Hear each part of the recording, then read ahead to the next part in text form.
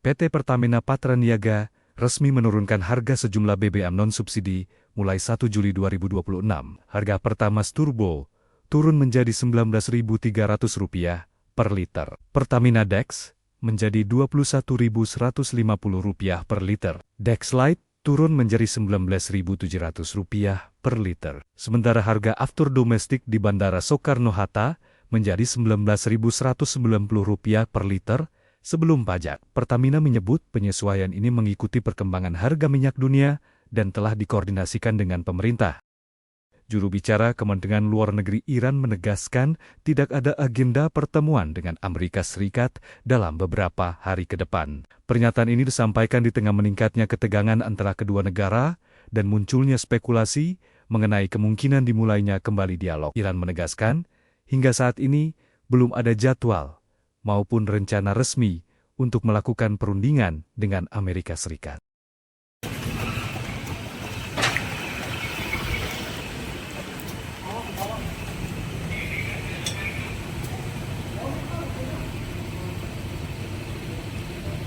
Plat BM.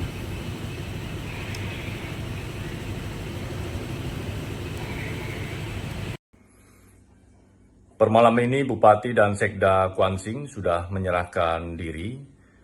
Keduanya tiba di gedung KPK Merah Putih sekitar pukul 21.17 waktu Indonesia Barat.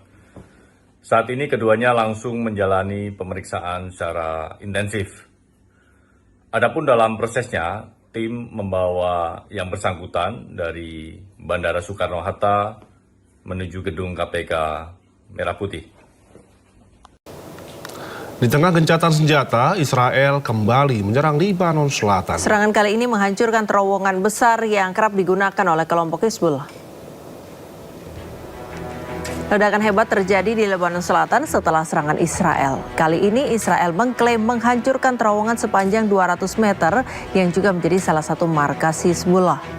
Israel menyebut terowongan ini berisi ratusan senjata serta beberapa peluncur yang kerap digunakan untuk menyerang warga Israel. Serangan ini membuat Hizbullah marah. Mereka pun bersumpah akan menyerang balik Israel.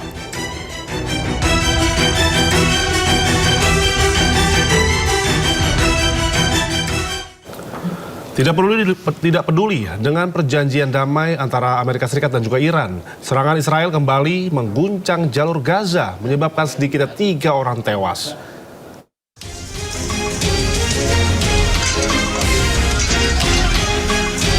Sebuah kendaraan sipil yang melintas di Jalan Salah Aldin, Gaza Tengah, menjadi sasaran serangan pasukan Israel pada Jumat lalu. Kendaraan langsung terbakar hebat, sementara tim medis dan warga mengevakuasi para korban.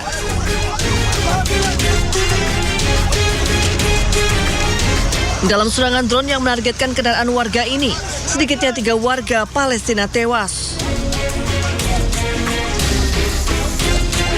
Seluruh jenazah kemudian dievakuasi ke Rumah Sakit Al-Aqsa di Deir al-Balah. Ya pemirsa, militer Israel kembali menyerang wilayah Nabatih, Lebanon Selatan. Israel mengklaim menargetkan pejuang Hizbullah yang membawa peluncur roket untuk menyerang pasukan mereka. Serangan militer Israel kembali terjadi di Nabatih, Lebanon Selatan. Serangan diklaim menargetkan pejuang Hizbullah yang hendak menyerang pasukan Israel dengan senjata peluncur roket. Militer Israel juga mengklaim telah mengenai para pejuang Hizbullah di lokasi persembunyian mereka di tempat terpisah. Serangan ini dilancarkan sehari setelah penandatanganan kesepakatan di Washington antara Lebanon dan juga Israel.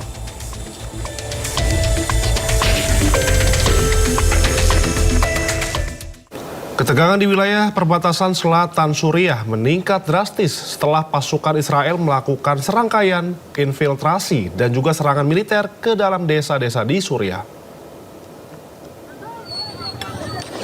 Pasukan militer Israel menyerang Suriah Selatan dan memperluas kendali militer. Aksi pasukan Israel memicu konfrontasi langsung dengan penduduk setempat. Dalam upaya mencegah masuknya kendaraan militer Israel, warga setempat memblokir jalan-jalan utama dengan batu-batu besar. Konflik memuncak ketika helikopter milik Israel menyerang Suriah Selatan. Sebelumnya bombardir intensif telah memaksa penduduk desa melarikan diri demi mencari perlindungan. Meskipun kendaraan lapis baja Israel menarik diri dari pusat desa, aktivitas militer di udara tetap intens dengan banyaknya suar cahaya yang dilepaskan, serta penerbangan pesawat militer yang terus-menerus di atas pedesaan Daara dan Quneitra.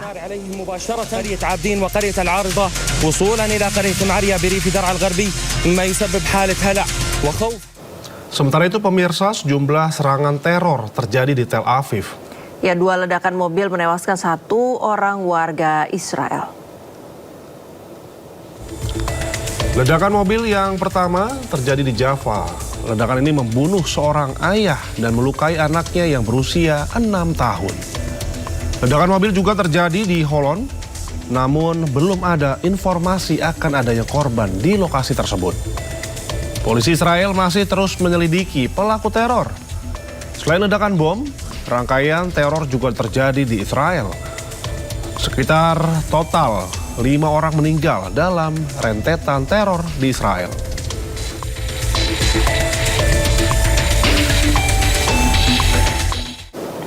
Sejumlah kekerasan terjadi di Tel Aviv. Ledakan mobil terjadi di 2 lokasi yang berbeda di Israel.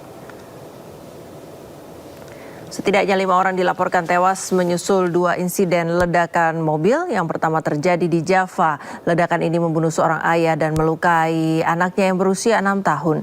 Ledakan mobil juga terjadi di Holon. Surat kabar Israel mengkonfirmasi kematian tersebut meski belum ada pernyataan resmi mengenai pelaku dan penyebab serangan tersebut.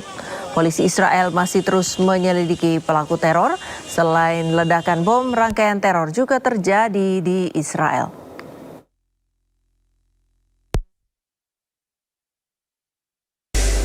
Ya pemirsa, sejumlah negara di Eropa dilanda gelombang panas. Warga Paris frustasi menghadapi panasnya cuaca, memilih berenang di sungai.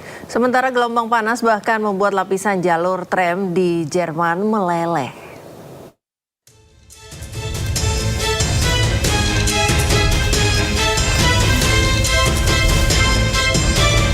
Warga Paris, Prancis memadati Kanal Saint-Martin di tengah melonjaknya suhu hingga 37 derajat Celcius.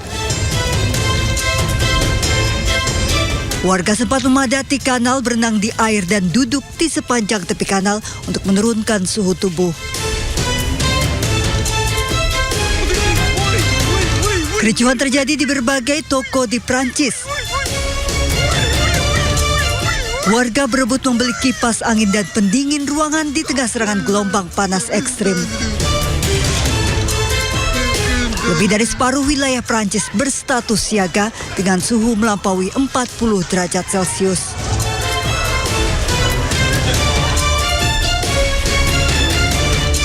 Akibat serangan gelombang panas ekstrim, warga Leipzig, Jerman frustasi. Suhu ekstrim pecahkan rekor hingga 41 derajat Celcius. Bahkan suhu panas membuat lapisan jalur tram meleleh. Kondisi ini membuat transportasi terganggu. Material ini memanas dan mengalir ke beberapa bagian rel dan jalan raya. Gangguan ini memaksa layanan tram di berbagai kota dihentikan. Tim penyelamat berhasil mengevakuasi sejumlah korban yang terjebak di puing-puing reruntuhan bangunan di Venezuela. Salah satu penyelamatan haru adalah saat petugas berhasil mengevakuasi bayi.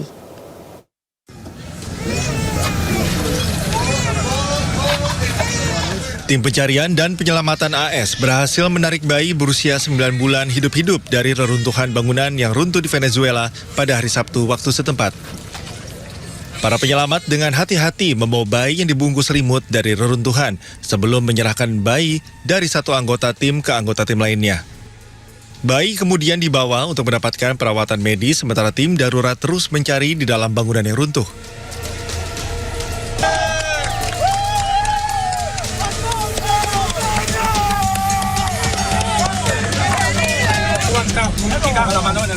Personil dari unit darurat militer Spanyol memimpin operasi penyelamatan bersama tim lain mengeluarkan seorang pria yang terjebak di antara reruntuhan rumah di Mequetia. Tim penyelamat menggunakan peralatan khusus untuk menyingkirkan puing-puing dan memastikan keamanan area selama operasi. Korban berhasil dikeluarkan hidup-hidup setelah terjebak selama 72 jam di bawah reruntuhan. Para penyelamat terlihat bersorak saat pria itu dibawa ke tempat aman.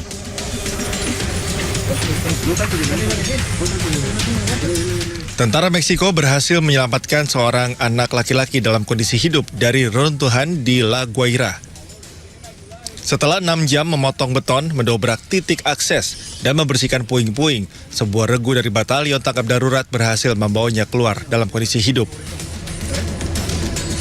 Petugas penyelamat mengamankan korban muda di atas tandu sebelum membawanya ke ambulans.